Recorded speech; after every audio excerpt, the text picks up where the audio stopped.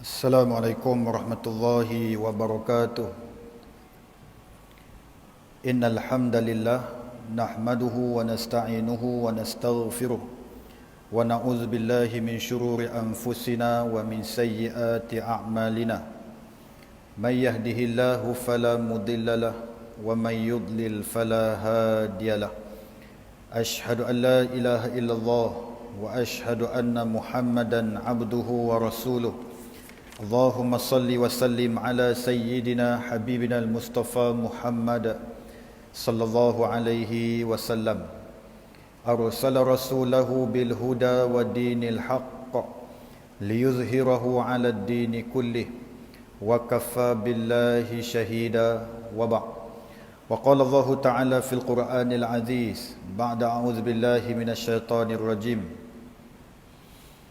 وَمَن يُطِعِ اللَّهَ وَالرَّسُولَ فَأُولَئِكَ مَعَ الَّذِينَ أَنْعَمَ اللَّهُ عَلَيْهِمْ مِنَ النَّبِيِّينَ وَالصِّدِّيقِينَ وَالشُّهَدَاءِ وَالصَّالِحِينَ وَحَسُنَ أُولَئِكَ رَفِيقًا.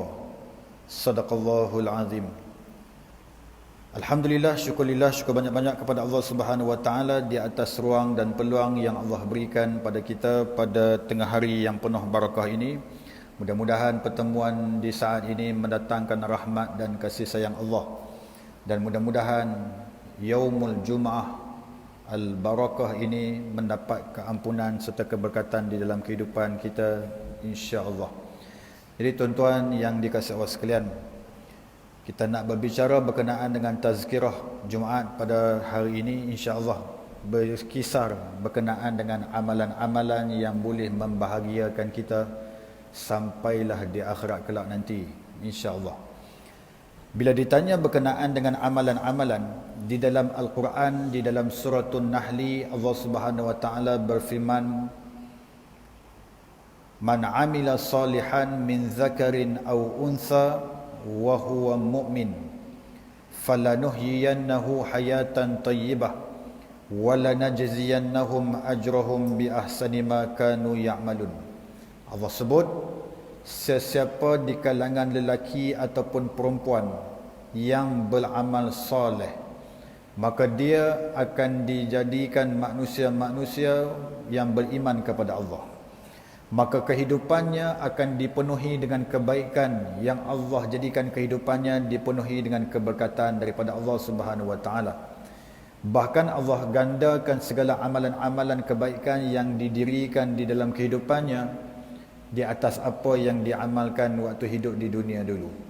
Tuan-tuan yang dikasihi Allah sekalian, kita kena ingat, amalan-amalan soleh yang kita lakukan di dunia ini akan menjadikan bagaimana keadaan kita setelah kita nak meninggal dunia nanti. Amalan-amalan soleh yang kita kerjakan waktu hidup di dunia ini akan menjadikan kita bahagia di dalam sakaratul maut, ketika maut hampir-hampir nak mendatangi kita. Amalan-amalan yang kita kerjakan waktu hidup di dunia ini akan mencorakkan keadaan di alam kubur kita nanti, sama ada kita manusia yang bahagia di alam kubur ataupun manusia yang dibinasakan oleh Allah di dalam kubur berdasarkan dengan amalan-amalan yang kita kerjakan waktu hidup di dunia ni. Tuan-tuan yang dikasihi Allah sekalian, maka ramai orang bertanya keadaan amalan-amalan apa yang boleh menjadikan kita bahagia. Sudah tentu Al-Quran menjawab segala persoalan yang disoalkan ini. Al-Quran cerita keadaan manusia di dalam kubur, ramai orang menyesal di atas tidak melakukan amal soleh waktu hidup di dunia. Al-Quran juga cerita keadaan manusia dalam keadaan sakarat, yang apabila Allah memperlihatkan kepada hamba-hambanya keadaan demi keadaan, maka dia akan menyesal ketika mana sakaratul maut menjelang kepada dirinya. Maka dia akan dilihatkan oleh Allah Subhanahu wa taala keadaan yang bahaya ataupun keadaan yang bahagia kepada manusia yang beramal soleh ataupun yang tidak beramal soleh. Tuan-tuan yang dikasihi Allah sekalian, jadi keadaan apa Ustaz? Orang tanya, Ustaz, apa amalan yang boleh membahagiakan kita di alam kubur? Apa boleh amalan-amalan yang boleh membahagiakan kita di dunia? Apa boleh amalan-amalan yang boleh membahagiakan kita di yaumul mahsyar? Al-Quran cerita semua dah benda tu. Antaranya yang boleh membahagiakan kita iaitu amalan-amalan bersedekah, pasti akan membahagiakan kita. Nabi sebut ma naqasat min malin min sadaqah. Tidak akan berkurangan harta-harta manusia yang rajin bersedekah waktu hidup di dunia ni. Dia tidak akan berkurangan. Hanya orang yang diberi nikmat untuk bersedekah, maka dia akan bersedekah. Dia akan mendapat dan merangkul kebahagiaannya di dunia sampai di akhirat kelak. Betul ke Ustaz, sedekah ni boleh membahagiakan kita di dunia dan di akhirat kelak? Betul. Nabi kata, ittaqun nar walau bisyiqqit tamrah. Takutlah kamu dengan neraka Allah walaupun dengan sepotong buah tamar yang kamu infakkan, yang kamu berikan kepada manusia untuk menikmatinya, akan membebaskan kamu daripada neraka Allah Subhanahu wa taala. Dunia pula macam mana Ustaz? Dunia akan dibebaskannya daripada kemiskinan, bahkan dia tidak akan miskin selama-lamanya bagi orang yang rajin bersedekah waktu hidup di dunia ni. Jadi amalan premier bagi kita seorang yang beriman, amalan yang hebat bagi kita orang yang beriman kepada Allah dan Rasulullah, sedekah bagi rajin-rajin setiap hari bersedekah. Setiap hari biar kita bersedekah. Jangan gagal di dalam kehidupan kita seharian untuk bersedekah ke jalan Allah Subhanahu wa taala. Sedekah banyak mana Ustaz? Terpulang. Banyak mana yang kita mampu, banyak mana yang kita fikirkan untuk keperluan bersedekah, terpulang. Yang penting setiap hari kita ada jadual ataupun kita ada perbuatan-perbuatan kita yang kita rangkakan supaya kita terlibat di dalam bersedekah ke jalan Allah Subhanahu wa taala. Tuan-tuan dan yang dikasihi Allah sekalian, saya nak sebut perempuan juga kan. Sebab dia biasa selalu dia sebut puan-puan. Tapi tak boleh lah. Hari ni hari Jumaat, semua orang lelaki yang datang. Tuan-tuan yang dikasihi Allah sekalian, perkara yang kedua yang perlu kita tahu yang boleh membahagiakan kita di dunia dan di akhirat kelak, iaitu bacaan Al-Quran. Jangan tinggal. Quran ni kena baca hari-hari. Quran ni jangan sampai kita gagal di dalam kehidupan kita seharian untuk membacanya. Sebab apa? Sesiapa yang meninggalkan Al-Quran di dalam kehidupannya, tidak dibacanya, tidak dihayatinya Al-Quran itu setiap hari, maka dia akan menjadi penyebab Rasulullah sallallahu alaihi wasallam menangis di atas perbuatannya. Mana dalil Ustaz? Ustaz cakap macam ni, apa dalil Ustaz? Apa sandaran? Ada Nabi cakap ke? Ada Quran cakap ke? Quran sendiri yang menyatakan sedemikian ketika mana Nabi sallallahu alaihi wasallam mengadu kepada Allah tentang kaumnya yang tinggalkan Al-Quran untuk dibaca. Di dalam surah Al-Furqan pada juzuk yang ke-19, Allah sebut, wa qala ar-rasul ya rabbi inna qaumi ittakhadhu hadzal qur'ana mahjura. Nabi mengadu kepada Allah Subhanahu wa taala, wahai Allah, sesungguhnya kaum aku telah menjadikan Al-Quran itu untuk ditinggalkannya.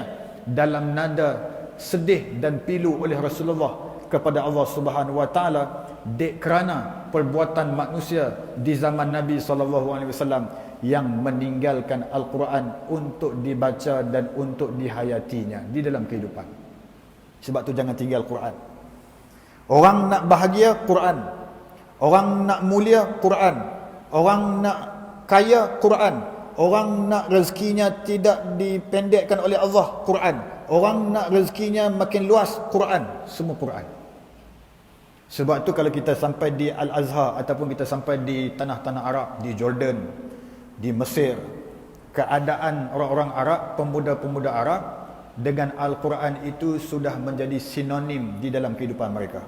Al-Quran itu senantiasa bersama dengan mereka, walaupun kriteria mereka itu seorang yang kita nampak seolah-olah macam mereka ini tidak ada orang yang sebagai orang yang beriman, tetapi perwatakan mereka itu kita nampak macam tak ada apa. Tetapi dalam keadaan mereka sedemikian, Al-Quran dibukanya untuk mengisi masa lapang, untuk dibacanya. Hebat. Remaja-remaja, jilul Quran, generasi Al-Quran yang bersama dengan Al-Quran ini, Allah pasti akan angkat darjat dan martabatnya supaya tidak dihina oleh makhluk dan tidak dihina oleh Allah Subhanahu wa taala. Jadi hamba-hamba Allah yang bersama dengan Al-Quran, dia akan senantiasa mulia di sisi Allah Subhanahu wa taala. Perkara yang ketiga yang boleh membahagiakan kita di dunia dan di akhirat kelak, iaitu dengan sembahyang. Dengan apa? Sembahyang. Quran mengisytiharkan di dalam Al-Quran, inna salataka sakanun lahum, sesungguhnya sembahyang itu pasti akan membahagiakan kamu. Tak ada yang lain.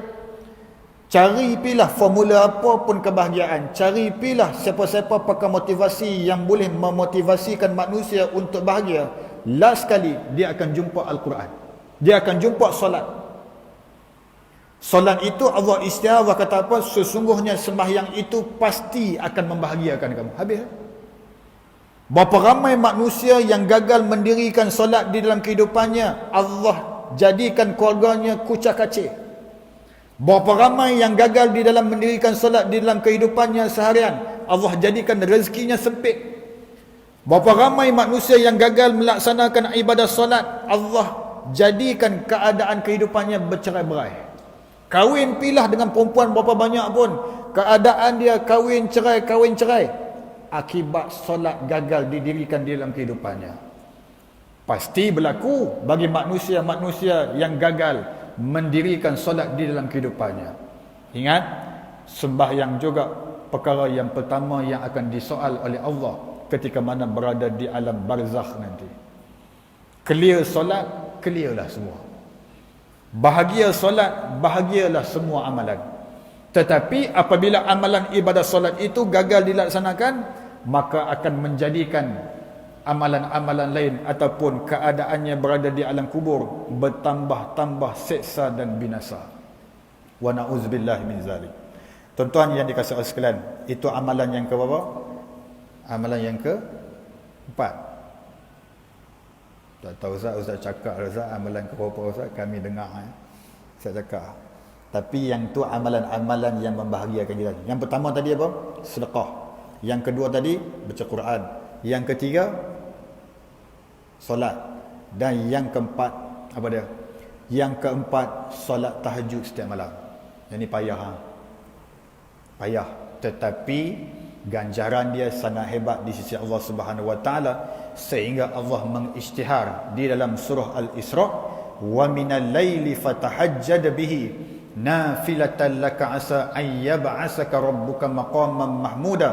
Allah sebut, dan di antara malam itu maka bertahajudlah kamu di malam hari, nescaya kamu akan dibangkitkan di maqam yang terpuji. Maqam terpuji itu adalah tempat bersama-sama dengan Nabi Muhammad sallallahu alaihi wasallam.